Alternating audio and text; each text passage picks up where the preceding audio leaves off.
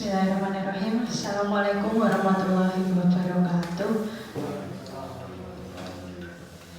Sebelumnya saya ucapkan terima kasih kepada Bapak Ibu Guru, Bapak Kepala Sekolah sudah menyempatkan waktunya untuk mengikuti kegiatan diseminasi pada siang hari ini. Pertama-tama puji syukur mari kita panjatkan kehadirat Allah Subhanahu wa taala karena di siang hari ini saya beserta Bapak Ibu semua dapat berkumpul dalam kondisi sehat walafiat. Untuk kegiatan pada hari ini Bapak Ibu, jadi ini adalah salah satu dari serangkaian kegiatan yang saya ikuti pada program pendidikan guru penggerak.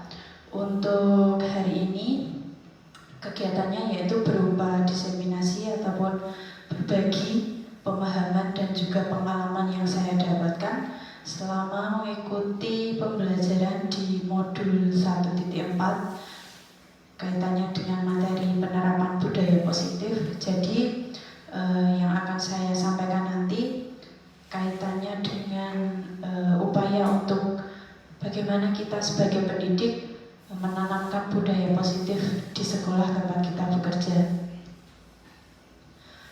Untuk budaya positif ini masih berada di modul 1 Bapak Ibu, jadi yang mana nanti untuk program pendidikan guru penggerak itu seluruhnya akan mempelajari sebanyak 3 modul. Nah, untuk modul pertama itu ditutup dengan kegiatan pada hari ini yaitu berupa diseminasi.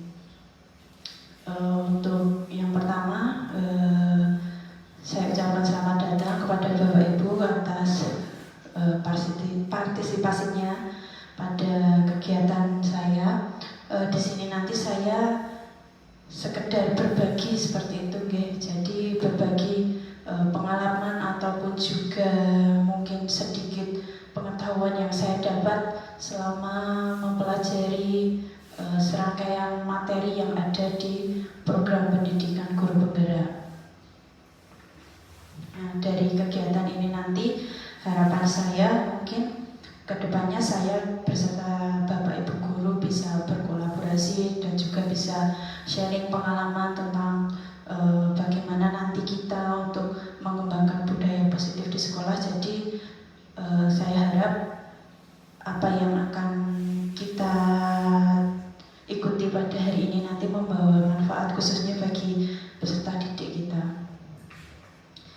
Untuk konsep yang ada di modul budaya positif yang ingin saya bagikan pada siang hari ini itu meliputi 6 konsep utama di dalamnya. Yang pertama yaitu disiplin positif dan nilai-nilai kebajikan universal, kemudian ada teori motivasi, hukuman dan penghargaan serta restitusi. Kemudian konsep yang ketiga tentang keyakinan kelas, yang keempat nanti tentang kebutuhan dasar manusia dan dunia berkualitas, lalu yang kelima tentang 5 posisi kontrol, dan yang terakhir adalah segitiga restitusi. Untuk yang pertama Bapak Ibu, jadi di era sekarang itu pendidikan itu dilaksanakan dengan memanfaatkan atau mengikuti paradigma baru. Jadi pembelajaran dengan paradigma baru itu pembelajaran yang dirancang berdasarkan prinsip pembelajaran berdiferensiasi. Nah, berdiferensiasi itu sendiri kita sebagai pendidik itu baiknya melaksanakan atau menyelenggarakan pendidikan itu disesuaikan dengan kebutuhan anak, atau juga bisa disesuaikan dengan tahap perkembangan sesuai teori psikologi modern yang tujuannya muaranya nanti untuk mewujudkan anak yang memiliki profil pelajar Pancasila. Nah, seperti yang kita tahu bahwa dalam profil pelajar Pancasila itu sendiri ada beberapa dimensi, di antaranya itu ada beriman, bertakwa kepada Tuhan Yang Maha Esa dan berakhlak mulia, kemudian berkebinekaan global, bergotong royong, kreatif, bernalar kritis, dan mandiri. Jadi nanti dalam menyelenggarakan pendidikan itu nanti peserta didik yang akan kita bentuk itu muaranya menuju ke dimensi profil pelajar Pancasila itu tadi. Untuk disiplin positif itu sendiri sering dihubungkan dengan hukuman, padahal antara disiplin positif dengan hukuman itu merupakan dua hal yang sebenarnya sangat jauh berbeda. Nah, karena belajar tentang disiplin positif tidak harus dengan memberi hukuman, justru itu adalah salah satu alternatif terakhir dan kalau perlu tidak digunakan sama sekali. Nah, dalam budaya kita makna kata disiplin itu dimaknai menjadi sesuatu yang dilakukan seseorang pada orang lain untuk mendapatkan kepatuhan. Kita cenderung menghubungkan kata disiplin dengan ketidaknyamanan. Sebagai pendidik, tujuan kita adalah menciptakan anak-anak yang memiliki disiplin diri sehingga mereka bisa berperilaku dengan mengacu pada nilai-nilai kebajikan universal dan memiliki motivasi intrinsik bukan ekstrinsik. Jadi seringkali kita mengharapkan anak itu menjadi seseorang yang patuh seperti itu. Salah satunya dengan memberikan hukuman apabila anak dianggap tidak mematuhi peraturan yang ada. Padahal sebenarnya dalam menciptakan disiplin positif, pemberian hukuman itu sebisa mungkin kita hindari dan tidak digunakan sama sekali. Hukuman itu ibaratnya misal harus digunakan itu benar-benar kita jadikan sebagai opsi yang paling akhir sebelum memilih opsi-opsi lain yang sekiranya lebih nantinya berpihak kepada anak. Jadi pemberian hukuman itu dianggap tidak efektif dalam membentuk disiplin yang positif. Kemudian untuk motivasi perilaku manusia, jadi berdasarkan teori itu manusia melakukan segala sesuatu itu untuk entah itu untuk memenuhi kebutuhan ataupun melaksanakan kodratnya sebagai manusia itu memiliki 3 motivasi. Yang pertama untuk menghindari ketidaknyamanan atau hukuman. Kemudian yang kedua untuk mendapatkan imbalan atau penghargaan dari orang lain. Dan yang ketiga untuk menjadi orang yang mereka inginkan dan menghargai diri sendiri dengan nilai-nilai yang mereka percaya. Nah, dari ketiga motivasi ini, untuk motivasi yang pertama dan kedua itu termasuknya dalam motivasi yang ekstrinsik, jadi tidak berasal dari diri sendiri. Motivasi yang pertama itu menghindari ketidaknyamanan atau hukuman. Jadi seseorang melakukan perilaku itu hanya sekedar untuk tidak merasakan ketidaknyamanan seperti itu, ataupun untuk menghindari hukuman. Jadi misal tidak ada hukuman ataupun tidak ada konsekuensi dari yang ia lakukan, nah ia secara naluriah pasti tidak ingin melakukan hal yang sepatutnya dilakukan seperti itu. Begitu juga dengan motivasi yang kedua. Ini kaitannya untuk mendapatkan imbalan atau penghargaan dari orang lain. Jadi dia melakukan sesuatu itu sebab ada kemauan, ada harapan yang ingin dia peroleh dari dia melakukan sesuatu tersebut.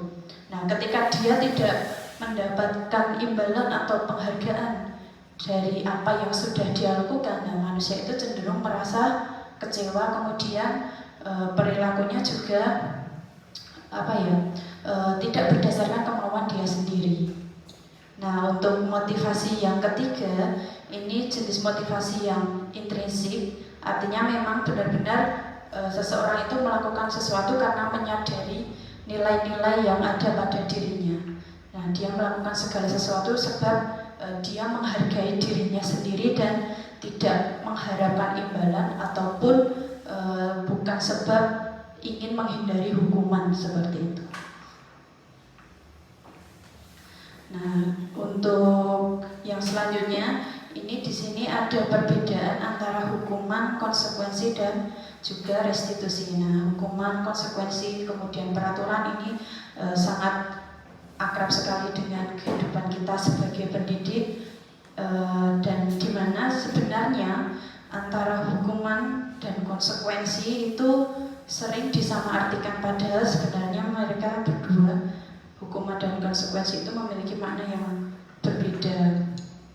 Untuk hukuman itu sendiri ini bersifat satu arah dan tidak terencana. Jadi seringkali hukuman itu dilakukan secara spontanitas, tidak disetujui ataupun dibuat persetujuan terlebih dahulu, tetapi dilakukannya secara spontanitas atau tidak terencana dan bersifat satu arah. Maksudnya kalau guru memberikan hukuman, berarti itu hukuman itu juga hanya berdasarkan pada keputusan guru sendiri, tidak melalui persetujuan dengan murid yang terlibat. Untuk yang kedua adalah konsekuensi. Perbedaannya, kalau konsekuensi ini sudah terencana dan sudah disepakati sebelumnya, kemudian sudah dibahas dan juga disetujui antara murid dengan guru, tetapi ada persamaan antara hukuman dengan konsekuensi tersebut. Keduanya sama-sama menimbulkan ketidaknyamanan seperti itu. Jadi antara hukuman dan konsekuensi memiliki kekurangan yang sama, di mana ketika hukuman dan konsekuensi itu dilaksanakan, itu justru malah menimbulkan ketidaknyamanan bagi anak. Yang ketiga yaitu restitusi. Jadi ini yang yang poin yang diutamakan dalam modul yang saya pelajari itu adalah restitusi, di mana restitusi itu dalam pelaksanaannya itu melibatkan anak.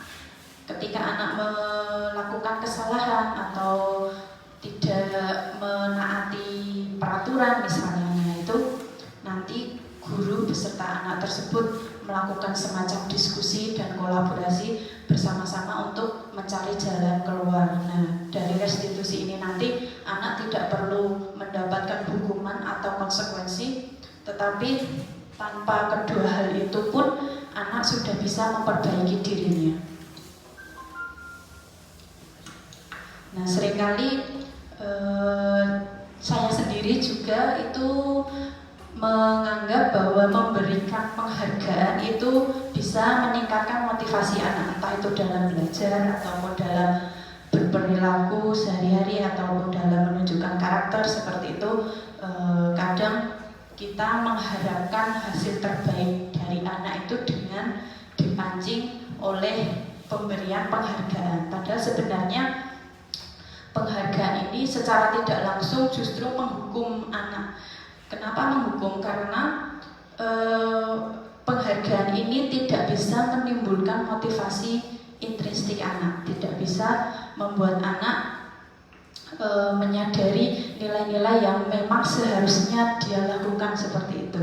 Nah, saat seorang anak belajar untuk pertama kali misalnya menggabungkan huruf dan kata, serta menyadari bahwa ia dapat membaca, nah itu timbul pijar di mata dan sebuah senyuman di wajah. Jadi berdasarkan pengalaman saya pribadi juga, bahwa ketika anak bisa melakukan sesuatu, itu secara otomatis akan timbul kebahagiaan dari dalam dirinya tanpa harus kita beri penghargaan, misalnya dalam wujud barang seperti itu. Nah, anak tersebut begitu gembira bahwa ia telah mempelajari dan menguasai suatu keterampilan baru. Kesadaran akan kemampuannya bahwa dia sudah dapat membaca sesungguhnya sudah merupakan sebuah penghargaan. Jadi di hukum penghargaan ini sendiri, misalnya kita terapkan di kelas. Nah, kalau dulu mungkin masih ada sistem ranking ya Bapak Ibu Guru. Jadi anak yang sudah selesai tahap belajarnya, kita ranking berdasarkan nilai akademik yang diperoleh.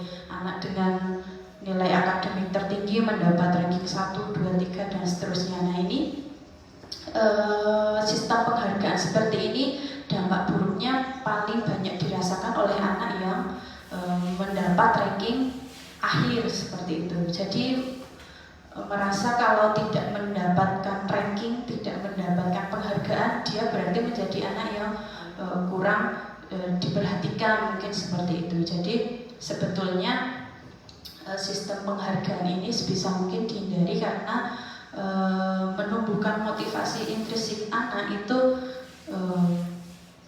bisa lebih baik dilakukan tanpa memberikan dampak buruk kepada anak yang lain yang kita anggap belum layak diberi penghargaan seperti itu. Kemudian untuk tujuan dari disiplin positif itu sendiri adalah menanamkan motivasi yang ketiga, yang intrinsik tadi, jadi yang benar-benar muncul dari dalam dirinya sendiri pada murid-murid kita, yaitu untuk menjadi orang yang mereka inginkan dan menghargai diri sendiri dengan nilai-nilai yang mereka percaya. Ketika murid-murid kita memiliki motivasi tersebut, mereka telah memiliki motivasi intrinsik yang berdampak jangka panjang, motivasi yang tidak akan terpengaruh pada adanya hukuman ataupun juga hadiah atau penghargaan.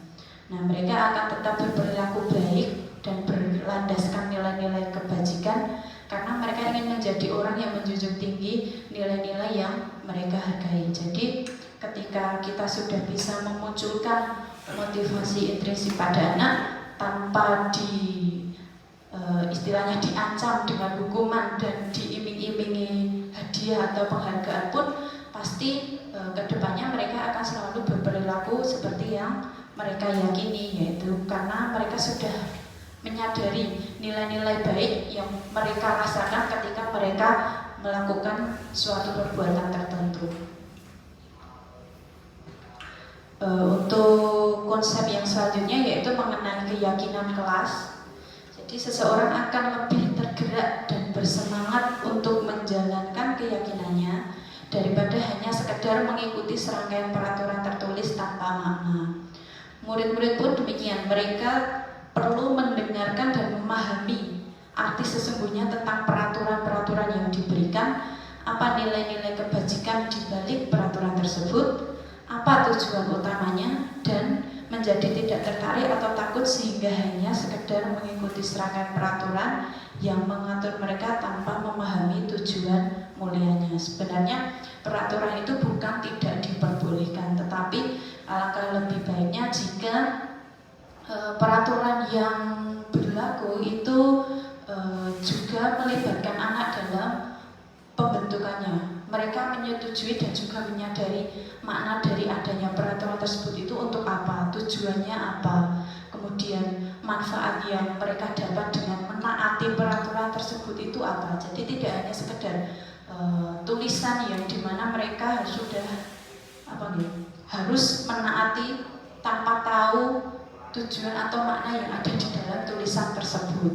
Karena kalau hanya sekedar tulisan mungkin anak tetap akan mematuhi, tetapi mereka tidak mendapatkan atau menyadari nilai yang ada di dalam peraturan tersebut.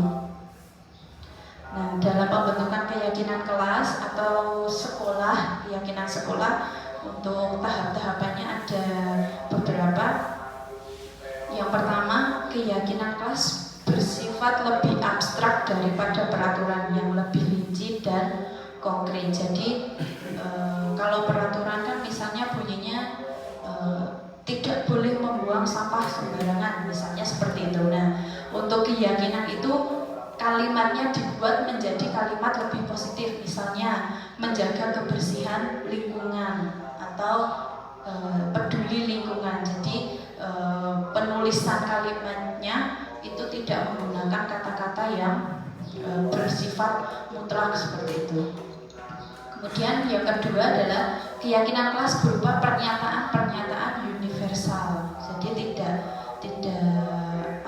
terkhususkan, tetapi maknanya itu lebih umum.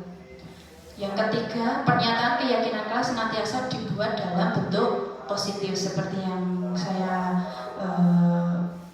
sampaikan tadi. Untuk peraturan dan keyakinan kelas salah satu letaknya yaitu pada bentuk kalimatnya. Kalau keyakinan kelas itu lebih positif.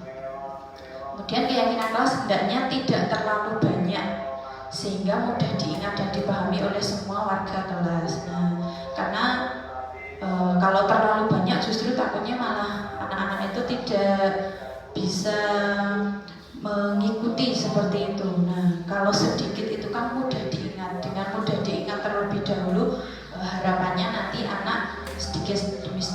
juga terbiasa untuk menjalankan keyakinan kelas tersebut. Lalu keyakinan kelas sebaiknya sesuatu yang dapat diterapkan di lingkungan tersebut, jadi disesuaikan dengan lokasi di mana anak itu berada. Kalau di kelas ya berarti disesuaikan dengan kondisi kelas, kondisi sekolah tempat anak tersebut, tidak disamakan dengan keyakinan di rumah misalnya. Lalu semua warga kelas hendaknya ikut berkontribusi dalam pembuatan keyakinan kelas lewat kegiatan curah pendapat. Nah, di sini harapannya dengan berkolaborasi dengan anak itu keyakinan kelas itu terbentuk berawal dari kemauan anak itu sendiri. Jadi kita sebagai guru juga mendengarkan sudut pandang mereka supaya mereka merasa dihargai. Jadi berawal dari kita menghargai, nanti harapannya anak juga timbal baliknya mau menjalankan apa yang sudah mereka sampaikan sendiri. Dan yang terakhir, bersedia meninjau kembali keyakinan kelas dari waktu ke waktu. Jadi misal di suatu masa itu keyakinan kelasnya dianggap sudah tidak sesuai dengan lingkungan, dengan situasi dan kondisi anak, itu berarti kita harus meninjau ulang, entah itu diganti ataupun diperbaiki. Nah, itu diperlukan karena memang yang namanya zaman dan situasi itu tidak selalu statis, tetapi berubah-ubah dari waktu ke waktu. Selanjutnya yang akan saya sampaikan itu kaitannya dengan kebutuhan dasar manusia. Nah, seluruh tindakan manusia memiliki tujuan tertentu. Semua yang kita lakukan adalah usaha terbaik kita untuk mendapatkan apa yang kita inginkan. Ketika kita mendapatkan apa yang kita inginkan, sebetulnya saat itu kita sedang memenuhi satu atau lebih dari satu kebutuhan dasar kita. Jadi kita sebagai manusia itu pasti memiliki motivasi dalam melakukan segala hal. Pasti ada dalam diri kita yang ingin kita penuhi, dan cara memenuhinya adalah dengan melakukan segala sesuatu tadi. Nah, di sini untuk kebutuhan dasar manusia itu sendiri ada 5. Yang pertama bertahan hidup, kemudian kasih sayang dan rasa diterima. Yang ketiga adalah penguasaan, yang keempat kebebasan, dan kebutuhan dasar yang terakhir adalah kesenangan. Untuk perbedaannya, kebutuhan dasar manusia yang pertama itu bertahan hidup, berarti ini kaitannya dengan lebih ke kebutuhan fisik seperti itu, meliputi makanan, kemudian pakaian, tempat tinggal, keamanan, dan juga kesehatan. Ini sudah merupakan kebutuhan yang bersifat naluriah. Sebagai manusia pastinya punya naluri untuk bertahan hidup. Kemudian yang kedua, kebutuhan akan kasih sayang dan rasa diterima. Jadi seseorang itu pasti memiliki keinginan untuk bisa diterima di tempat di mana dia tinggal, entah itu di keluarga, di masyarakat. Kemudian rasa ingin dipedulikan dan berbagi, kerjasama, menjadi bagian dalam kelompok. Jadi manusia itu pada dasarnya memiliki keinginan untuk dianggap menjadi bagian dari kelompok di mana dia tinggal. Untuk kebutuhan dasar yang ketiga yaitu penguasaan, di mana di sini merupakan kebutuhan yang kaitannya dengan harga diri, kemudian keinginan untuk dianggap, memimpin, berprestasi, diakui dan didengar. Misalnya kalau pada anak didik kita, kebutuhan penguasaan itu adalah diakui ketika dia berhasil melakukan sesuatu. Nah, dia menguasai skill tertentu. Nah, di situ ketika kita mengakui penguasaan anak terhadap hal tersebut, nah disitulah kebutuhan mereka dianggap sudah dipenuhi. Begitupun kita juga sebagai pendidik pasti ada kebutuhan untuk penguasaan ini tadi. Kemudian yang keempat adalah kebebasan, kaitannya dengan mandiri, memiliki pilihan, mencoba hal baru, dan mampu mengendalikan arah dirinya. Misal ketika kita memberikan pembelajaran kaitannya dengan seni misalnya kepada anak didik, nah itu kita hendaknya memberikan pilihan tentang apa yang akan dia buat, kreativitas apa yang bisa dia munculkan. Nah, anak di situ memiliki pilihan, tidak hanya mengikuti satu patokan saja, sehingga disitulah muncul kebebasan. Nah, dari pemenuhan kebutuhan kebebasan ini nantinya diharapkan kreativitas anak itu bisa muncul. Jadi dia memiliki beberapa opsi sesuai dengan minat yang dia miliki.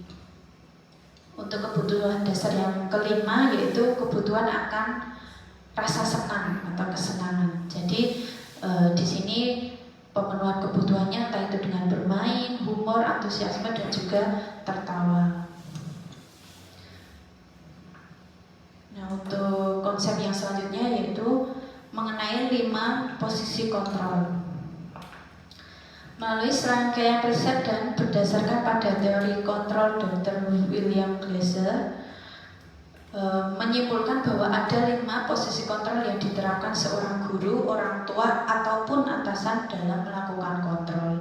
Nah, jadi ketika kita memposisikan diri untuk mengontrol suatu tindakan ataupun mengontrol suatu situasi, itu berdasarkan penelitian itu ada 5 Bapak Ibu, meliputi posisi sebagai penghukum, kemudian pembuat rasa bersalah, yang ketiga adalah posisi sebagai teman, yang keempat posisi sebagai pemantau, dan yang terakhir adalah posisi sebagai manajer.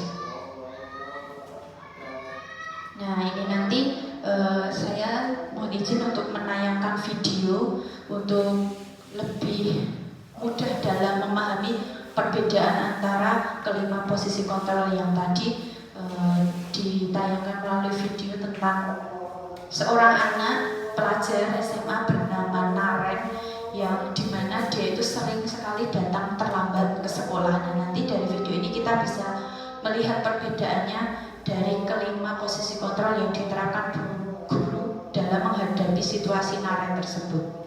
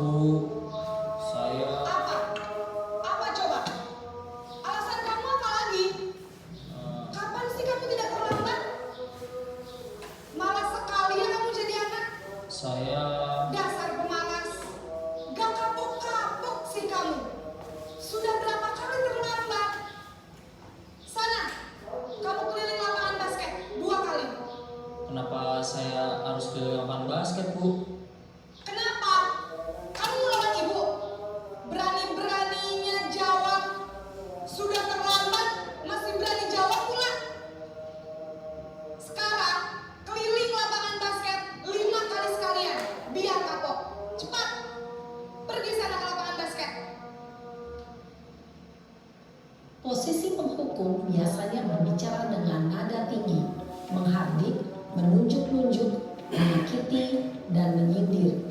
Hukuman bisa berupa fisik maupun psikis. Ibu dan bapak guru hebat. Dampak yang terjadi pada murid ketika guru berada pada posisi penghukum adalah murid cenderung akan memberontak, bahkan menyimpan dendam.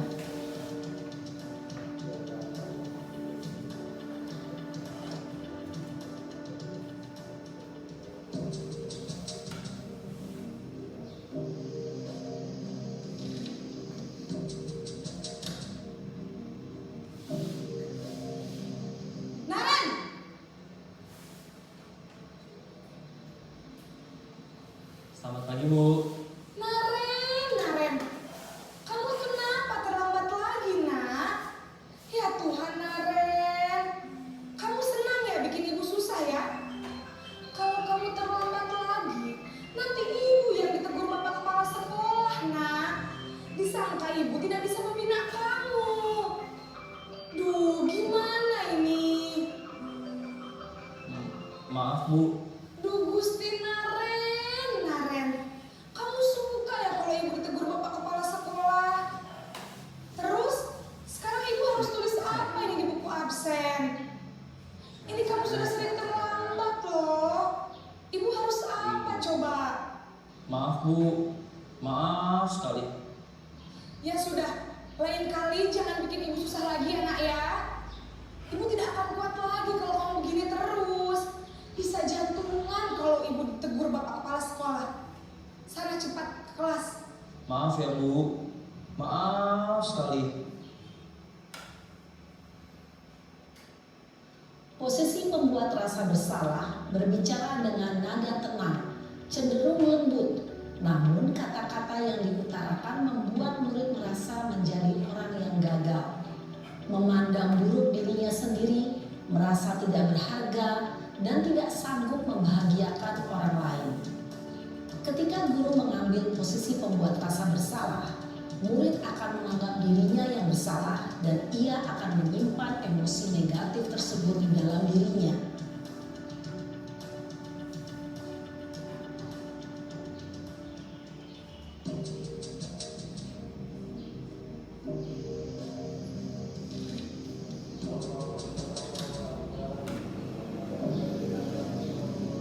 Naren!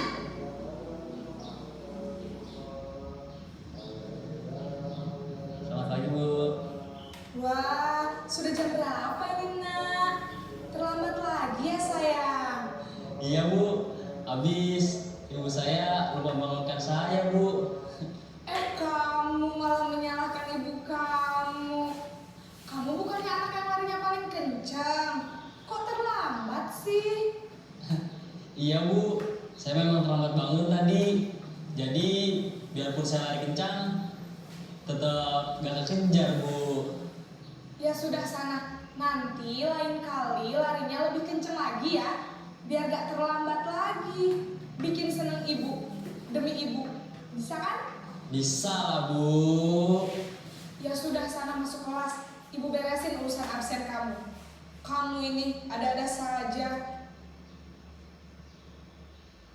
Dalam posisi teman, guru berbicara dengan nada suara ramah, akrab, cenderung bersenda gurau untuk menjaga suasana tetap santai. Murid akan merasa senang, aman, dan akrab dengan guru. Identitas yang tercipta adalah identitas sukses atau berhasil. Namun, perlu diingat, karena ini masih dorongan eksternal, maka ada faktor ketergantungan dari murid kepada orang tertentu. Di sini guru aksennya, sehingga di lain waktu murid bisa berperilaku baik, namun hanya kepada orang-orang tertentu saja.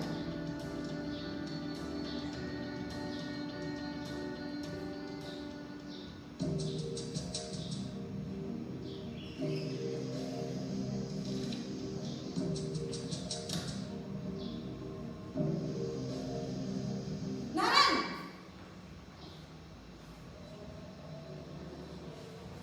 Selamat pagi Bu. Naren, apa peraturan sekolah kita tentang jam berapa kita harus masuk sekolah, nak? Kita harus di sekolah jam 7 Bu. Iya betul, sekarang sudah jam 7.20. Naren sudah tahu konsekuensinya jika terlambat hadir. Paham Bu, saya harus tinggal kelas pas jam istirahat selama 20 menit. Iya benar, konsekuensinya demikian. Jadi nanti jam 9.30 pas istirahat, kamu harus tinggal di kelas, kerjakan tugas tambahan untuk ketertinggalan kamu, ya? Baik Bu. Posisi pemantau mengandalkan penghitungan atau data untuk mengontrol murid. Guru mengarahkan murid berdasarkan peraturan dan konsekuensi. Seorang pemantau menunjukkan bahasa tubuh dan ekspresi wajah yang datar dan cenderung formal.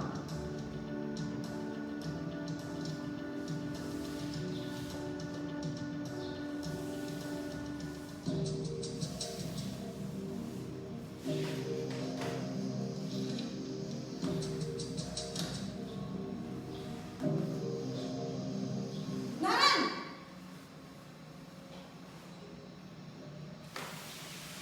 Selamat pagi Bu. Selamat pagi Naren. Maaf Bu, saya terlambat. Iya, sekolah masuknya jam 7, sekarang sudah jam 7.20. Jadi sekarang bagaimana nih Naren? Maaf Bu, saya lupa setel alarm saya semalam. Baiklah, menurut kamu, keyakinan sekolah yang mana yang perlu kamu tingkatkan? Menghargai diri sendiri dan orang lain mungkin ya Bu. Setuju. Jadi, apakah Naren meyakini prinsip saling menghormati tersebut? Iya Bu, saya meyakininya. Apakah Naren bersedia memperbaiki masalah keterlambatan ini? Bersedia Bu. Bagaimana kamu akan perbaiki masalah keterlambatan ini? Saya akan coba untuk tidak lupa menyetel alarm saya Bu. Baik, kalau Naren lupa menyetel alarm di rumah, ada orang yang kira-kira bisa bantu mengingatkan tidak? Ada Bu, kakak saya, Kak Emma. Ada lagi selain Kak Emma? Selain Kak Emma, ada ibu saya. Baik, jadi yang mengingatkan Naren adalah Kak Emma dan ibu kamu ya? Kira-kira akan mulai start alarm kapan nih Naren? Setelah pulang sekolah, akan segera saya lakukan.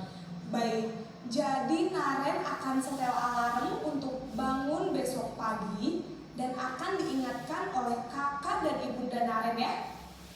Ada lagi yang mungkin perlu dilakukan Naren agar tidak terlambat bangun lagi? Tidak ada Bu. Baik Naren, terima kasih untuk kerjasama kamu. Sekarang kamu perlu kembali ke kelas untuk belajar. Baik Bu, terima kasih. Posisi manajer adalah posisi kontrol yang disarankan untuk membimbing murid memiliki sikap disiplin yang positif, yaitu murid yang mandiri, bertanggung jawab, dan dapat memecahkan masalah. Tujuan dari posisi ini adalah agar murid dapat berefleksi atas tindakannya. Guru akan dengan tulus memberikan pertanyaan-pertanyaan bermakna, sehingga membuat murid dapat belajar dari kesalahannya dan mencari sebuah solusi untuk menyelesaikannya.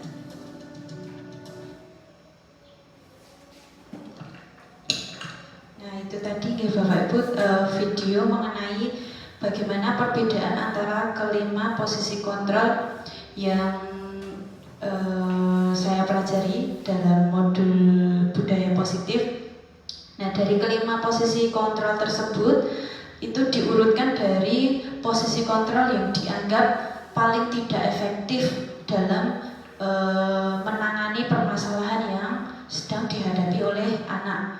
Nah, yang pertama adalah penghukum. Jadi tadi untuk penghukum itu sendiri biasanya ketika seseorang mengambil posisi sebagai penghukum tersebut, itu nada bicaranya kasar, kemudian gerak tubuh, mimik wajah itu menimbulkan rasa yang sangat tidak nyaman kepada anak didik. Nah, dari posisi kontrol sebagai penghukum itu mungkin secara kasat mata kita anggap efektif karena anak menjadi jera seperti itu. Padahal dampaknya yang tidak terlihat ketika anak menghadapi guru pada posisi penghukum itu justru akan kemungkinan besar menimbulkan dendam seperti itu. Nah, hal seperti itu juga pernah saya alami. Jadi ketika saya melanggar peraturan dan diselesaikannya dengan cara dihukum, nah itu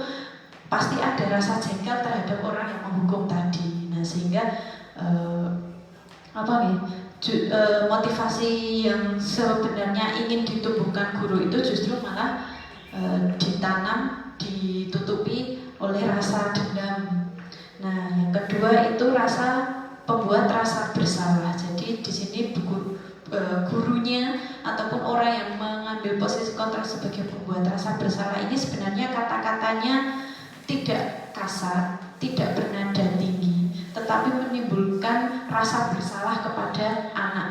Nah, ketika posisi sebagai pembuat rasa bersalah ini diambil, itu anak merasa dia gagal, dia menjadi seseorang yang mengecewakan.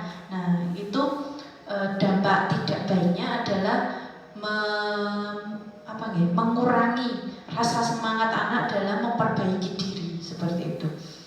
Kemudian yang ketiga adalah posisi kontrol sebagai teman. Nah, sebagai teman. Jadi di sini anak tidak diberikan hukuman, tetapi justru dalam tanda kutip ditoleransi kesalahannya. Karena di sini guru memposisikan diri sebagai teman dari si anak tersebut. Seperti Naren tadi terlambat, tetapi gurunya juga tidak mengajak Naren untuk memikirkan solusi supaya keterlambatannya itu tidak diulang lagi. Dia justru lebih banyak memaklumi, sehingga kedepannya mungkin juga ketika Naren terlambat pun dia tidak memiliki rasa bersalah ataupun rasa kalau perbuatannya itu tidak sesuai dengan nilai-nilai yang sudah disepakati. Kemudian posisi yang keempat adalah pemantau. Nah, pemantau ini hampir sama dengan manajer, tetapi yang lebih efektif itu adalah yang posisi sebagai manajer, di mana anak tidak diberikan hukuman, tidak juga diberikan toleransi penuh atas kesalahannya, tetapi anak itu diajak berbicara dari hati ke hati, jadi didengarkan juga alasan dari dia melakukan kesalahan tersebut, supaya nanti bersama-sama bisa mencari jalan keluar yang itu tidak hanya bersifat satu arah. Jalan keluar yang ditemukan itu tidak hanya berdasarkan sudut pandang guru saja, tetapi di sini anak juga ikut didengarkan pendapatnya. Nah, ketika anak menemukan solusi yang juga berasal dari dirinya, nantinya solusi tersebut lebih bermakna dan kedepannya juga menjadi motivasi anak untuk bisa memperbaiki diri dari kesalahan yang sudah dia lakukan tadi.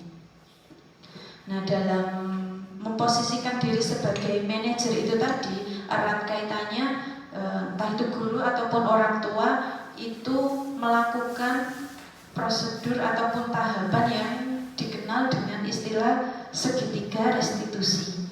Nah, segitiga restitusi itu sendiri adalah suatu proses dialog yang dijalankan oleh guru atau orang tua agar mampu menghasilkan murid yang mandiri dan bertanggung jawab. Nah, untuk segitiga restitusi itu sendiri ada 3 tahapan. Yang pertama adalah menstabilkan identitas. Jadi ketika anak melakukan kesalahan, misalnya anak mencontek ataupun misalnya terlambat datang ke kelas, nah itu sebaiknya kita tidak menegur ataupun mengajak ngobrol terkait kesalahannya tadi itu di depan teman-temannya, tetapi kita ajak ke ruang lain yang dimana di situ tidak ada orang lain yang ikut dalam kegiatan diskusi. Nah, di sini tujuannya untuk apa? Itu untuk yang pertama itu menstabilkan identitas mereka. Jadi supaya anak itu juga dalam kondisi tenang terlebih dahulu, tidak langsung dihukum di tempat pada saat dia melakukan kesalahan itu. Nah, di sini biasanya dalam proses menstabilkan identitas, kalimat-kalimat yang disampaikan oleh guru ataupun orang tua itu yang pertama adalah setiap orang pasti pernah melakukan kesalahan. Lalu kamu bukan satu-satunya yang pernah melakukan ini. Nah, di sini supaya anak itu juga tidak terbebani dengan kesalahan yang sudah dia buat. Nah, setelah menstabilkan identitas, langkah selanjutnya adalah memvalidasi tindakan yang salah. Nah, di sini ketika anak sudah dalam kondisi tenang dan memungkinkan untuk diajak berdiskusi, nah lalu divalidasi tindakannya yang salah tadi. Nah, kalimat yang biasanya diucapkan itu adalah, kamu tentu punya alasan mengapa melakukan itu. Nah, adakah cara yang lebih efektif untuk mendapatkan apa yang kamu butuhkan? Nah, jadi di sini tidak langsung kamu salah karena kamu terlambat. Nah, tetapi kita menanyakan kepada anak, benar tidak kalau yang dia lakukan itu tidak sesuai. Nah, di situ supaya anak itu menyadari dari dirinya sendiri bahwa ia telah melakukan sebuah kesalahan. Kemudian untuk langkah yang ketiga, langkah yang terakhir dari segitiga restitusi itu adalah menanyakan keyakinan. Nah, jadi kalau tadi misalnya sebelum adanya kesalahan yang dilakukan anak itu sudah ada keyakinan kelas yang dibuat, nah itu biasanya perilaku yang kita anggap salah tadi berarti tidak sesuai dengan keyakinan kelas yang sudah disepakati. Nah, dari situ nanti kita menanyakan kepada anak, keyakinan kelas apa yang telah kita sepakati? Nah, kamu ingin menjadi orang yang seperti apa? Jadi pada tahap menanyakan keyakinan ini nanti harapannya anak bisa tahu bahwa kesalahan yang sudah dia lakukan itu harus diperbaiki, dan cara memperbaikinya itu juga kita diskusikan dengan anak. Jadi kita menawarkan solusi yang bisa dia berikan untuk memperbaiki kesalahannya itu apa. Nah, untuk segitiga restitusi ini sendiri Bapak Ibu, ini kan dilakukan ketika anak kita anggap melakukan kesalahan seperti itu. Tetapi tidak semua permasalahan yang ditimbulkan anak harus selalu diselesaikan dengan restitusi, karena ada mungkin kesalahan-kesalahan yang sudah ranahnya bukan diselesaikan, tidak memungkinkan diselesaikan untuk digunakan segitiga restitusi itu tadi. Misalnya saja kalau di sekolah kita alhamdulillah tidak ada yang mungkin kesalahan ataupun kejadian yang sudah menimbulkan semacam menyebabkan anak lain terluka, misalnya sudah kaitannya dengan kejahatan yang ranahnya sudah masuk ke ranah hukum misalnya. Nah, itu sudah pasti menjadi tanggung jawab dari pihak luar juga, tidak hanya kita. Nah, jadi segitiga restitusi ini memang tidak harus dilakukan untuk menyelesaikan semua jenis permasalahan anak. Tetapi dari yang saya pelajari memang ini merupakan langkah yang dianggap paling efektif, karena ketika sudah berhasil melakukan segitiga restitusi ini, itu nanti harapannya anak itu mulai bisa memunculkan keyakinan dari dalam diri. Nah, seperti yang di video Naren tadi, segitiga restitusi ini dilakukan tanpa harus memberikan hukuman ataupun juga konsekuensi. Kemudian Bapak Ibu, ini di sini saya tampilkan foto dokumentasi ketika saya melakukan keyakinan kelas. Jadi untuk kelas 5 itu sendiri sudah ada keyakinan kelas seperti itu. Untuk langkah-langkah pembuatan keyakinan kelasnya itu, yang pertama di foto yang pertama itu saya jelaskan dulu kenapa harus ada keyakinan kelas, manfaatnya apa, kemudian makna keyakinan kelas itu sendiri apa. Jadi tidak langsung anak-anak ayo kita buat peraturan kelas, nah, tetapi diberikan pemahaman dulu pentingnya keyakinan kelas kaitannya dengan kegiatan belajar mereka itu apa. Nah, setelah itu baru saya berikan satu anak satu lembar sticky note, itu nanti anak itu mengisi. Jadi mereka ingin dia ataupun juga teman-temannya itu di dalam kelas itu berperilaku seperti apa, kegiatan-kegiatan yang menimbulkan kenyamanan dalam belajar itu apa saja. Nah, itu nanti masing-masing anak menuliskan sendiri kemauan mereka kaitannya dengan keyakinan kelas. Lalu ketika sudah menuliskan keyakinan kelas itu tadi, sticky note-nya ditempel di papan tulis. Nah, itu biasanya anak-anak menulisnya masih tidak boleh membuang sampah sembarangan, tidak boleh datang terlambat, tidak boleh bertengkar dengan teman. Nah, biasanya diawali dengan kata tidak boleh seperti itu. Nah, tugas kita nanti mengubah kalimat-kalimat tersebut menjadi kalimat yang lebih positif. Misalnya tadi ada anak yang menuliskan tidak boleh terlambat datang ke sekolah. Nah, kita ubah menjadi positif dengan hadir ke sekolah tepat waktu. Nah, kemudian tidak boleh membuli teman, ada yang menulis seperti itu. Nah, kita ganti dengan saling menyayangi antar teman, saling menghargai antar teman. Nah, kemudian untuk tidak boleh membuang sampah sembarangan, berarti bisa kita ubah dengan menjaga kebersihan lingkungan. Nah, jadi kata-kata ataupun kalimatnya itu kita buat menjadi lebih positif. Nah, dan juga untuk keyakinan kelas itu sendiri seperti yang tadi sudah disampaikan bahwa baiknya tidak dibuat terlalu banyak.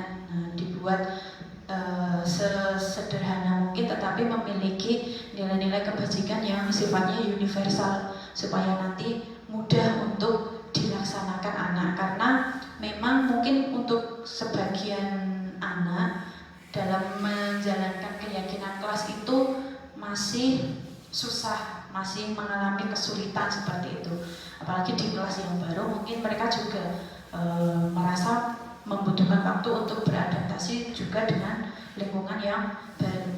Nah, dari kalimat-kalimat positif itu tadi barulah kita membuat kesepakatan bahwa yang sudah mereka tuliskan dan kita jadikan kalimat positif tadi itu sepakat untuk dijadikan keyakinan kelas. Nah, berarti apa konsekuensinya? Berarti keyakinan tersebut karena sudah disepakati harus dijalankan oleh seluruh warga kelas. Nah, keyakinan kelas yang sudah disepakati tadi saya cetak dalam bentuk poster yang kemudian ditempel supaya anak mudah melihat, dan dari kegiatan sehari-hari poster yang tampak itu secara berkala terbaca. Nah, dari awal terbaca itu harapannya nanti mereka ingat-ingat, dan ketika ada suatu masa di mana mereka secara tidak sengaja ada motivasi untuk melakukan kegiatan yang tidak sesuai dengan keyakinan kelas, nah itu mereka bisa teringat, oh iya di kelas saya ada tulisan seperti ini keyakinan kelas yang sudah saya sepakati dengan teman-teman, dengan Bu Guru, berarti ini tidak boleh saya lakukan. Nah, harapannya seperti itu. Sebelum saya tutup, selain keyakinan kelas itu tadi, sebelumnya di tugas yang sebelumnya Bapak Ibu saya juga melakukan segitiga restitusi. Jadi ada tugas di modul saya di mana saya diberikan tugas untuk membuat skenario seperti itu, skenario yang di dalamnya itu anak seolah-olah melakukan suatu kesalahan seperti itu, dan kita sebagai guru melakukan penyelesaian melalui segitiga restitusi. Nah, kemarin saya membuat 2 skenario.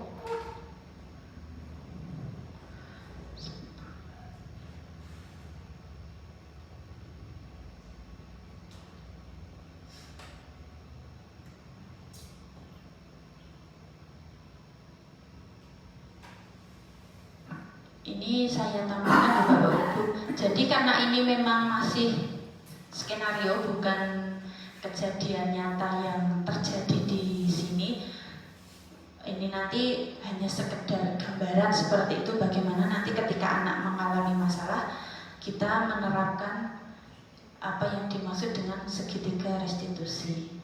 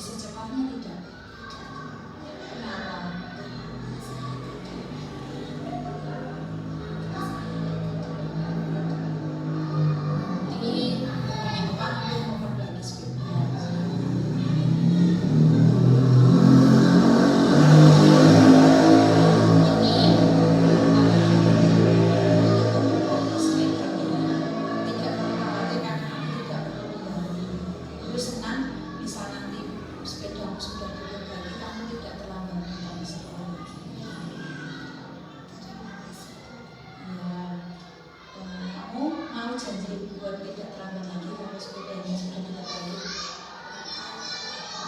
Ya sudah, kalau gitu kamu boleh ke kelas lagi. Iya, sama-sama.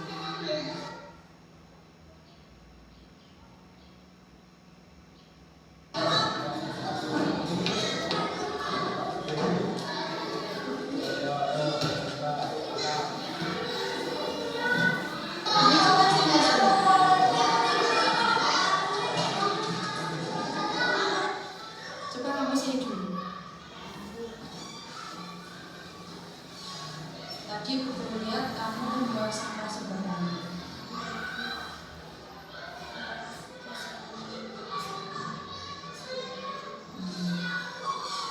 Kesalahan semacam itu sebenarnya tidak hanya kamu saja yang melakukan, tapi alangkah baiknya kalau kamu tidak berbuat seperti lagi. Nah, kalau boleh tahu apa alasannya membuang sampah sembarangan? Tempat sampah saja. Tapi membuang sampah sembarangan itu baik tidak? Tidak. Sesuai dengan keyakinan kita tidak? Apa keyakinan kita? Menjaga kebersihan lingkungan. Cina mau menjalankan keyakinan itu. Nah, berarti solusinya bagaimana supaya tidak buang sampah sembarangan? Dibawa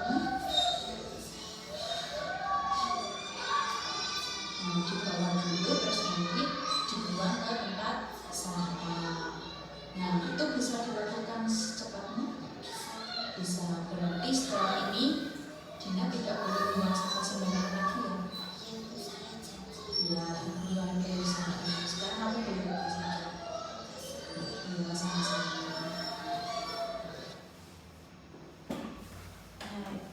Itu tadi nih Bapak Ibu, jadi kaitannya dengan penerapan dari segitiga restitusi.